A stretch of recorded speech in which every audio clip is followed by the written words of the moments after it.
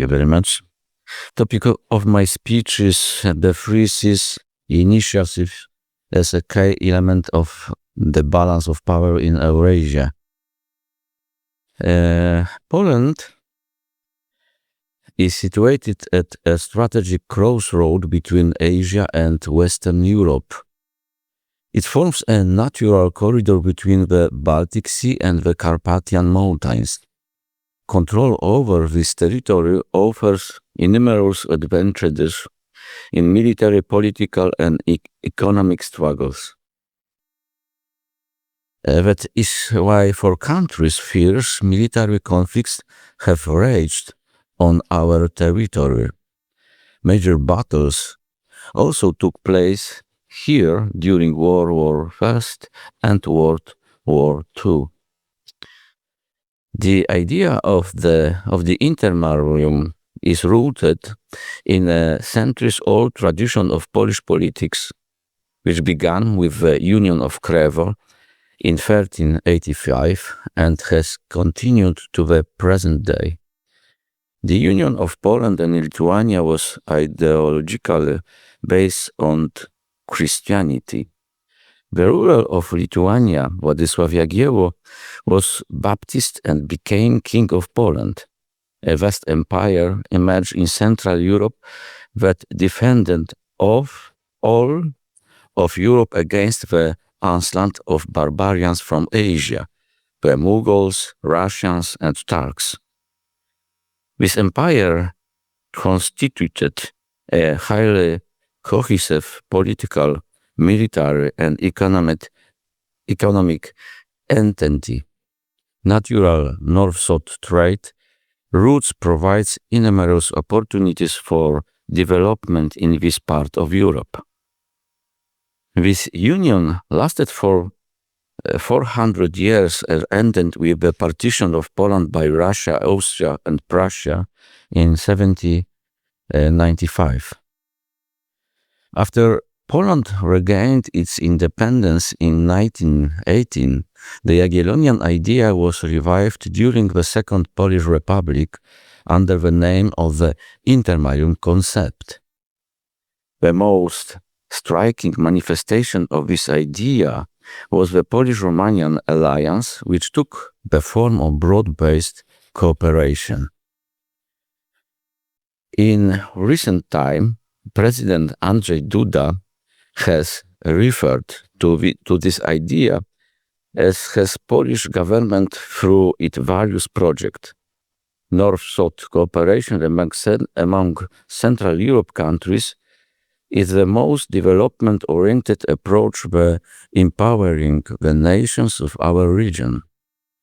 If a force capable of self-defense of strategic cooperation does not emerge in Central Europe, an alliance between Germany and Russia could very quickly resurface.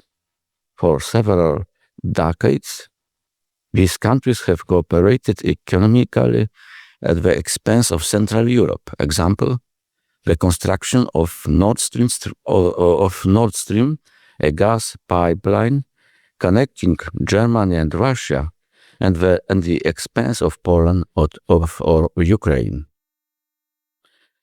The construction of Nord Stream 1 and 2 demonstrated just how dependent Germany had become on Russia, viewing Moscow as its strategic partner and never imagining that disagreements on the scale we see today could arise between these nations. Germany made a strategic error in these assumptions. It was assumed that the Russian elites' way of thinking was no different from of the West, that is, that Russia would become economically dependent on the West and would essentially be able to share influence with Germany in Central Europe. No one imagined that Russia would launch a major kinetic war.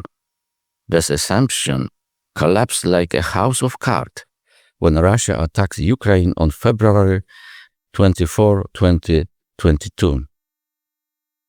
These Polish authorities assessed the geopolitical situation far more realistically.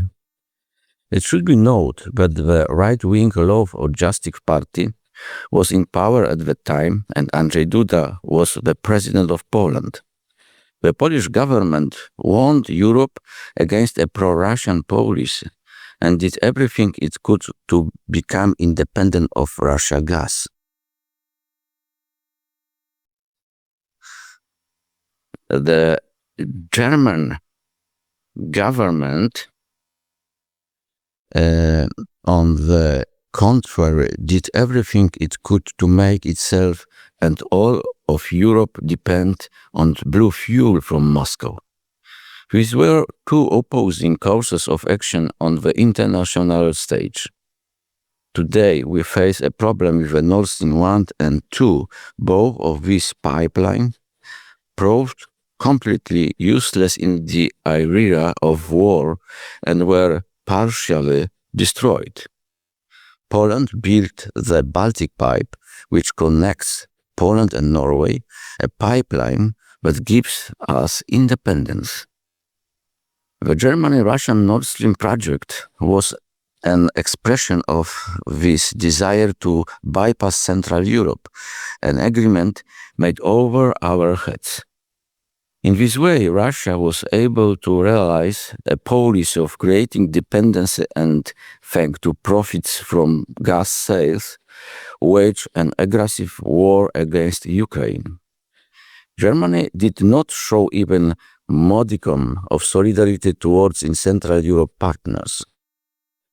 In Poland, as in many other Central European countries, this fascination with Germany as a leading nation that everyone was supposed to aspire to is fading today. Germany did indeed gain various economic advantages thanks to cheap energy resources from Russia, thanks to agreements with Russia that were dangerous for all Europe.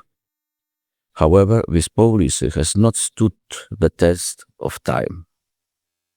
The war in Ukraine has radically altered the geopolitical landscape and highlighted Poland's crucial role. All of this means that the interests of Central Europe are diverging from those of major players such as Germany, France, or Italy. One need only look at the behavior of Baltic countries like Finland or Sweden, which are joining the North Atlantic Alliance and, in effect, pursuing an anti-Russian policy. Countries like Lithuania are now aware that without Poland, they will practically be unable to maintain their independence. The war in Ukraine does demonstrate that the interests of Central Europe, the so-called intermarium, differ fundamentally from those of Germany or France. Certainly, the Americans, for geopolitical and strategic reasons, want to be in Europe. It is in their interest to prevent a strategic alliance between the European Union, particularly Germany, Russia, and China.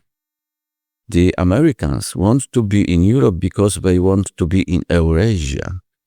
They want to be a superpower and therefore they are seeking long-term alliances.